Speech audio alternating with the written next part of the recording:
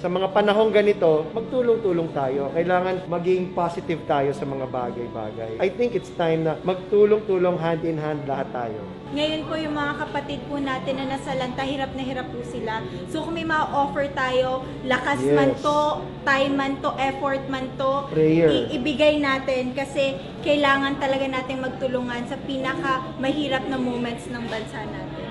Front Row Cares Day today, and ngayon magre-repack tayo na more than 5,000 na relief goods papadala natin sa mga kababayan natin sa Bicol, sa Southern Luzon, actually Albay, Legazpi, Sorsogon, Catanduanes, lahat ng yan, mga lugar na yan papadala natin. So, maraming salamat sa lahat nag-volunteer ngayong gabi.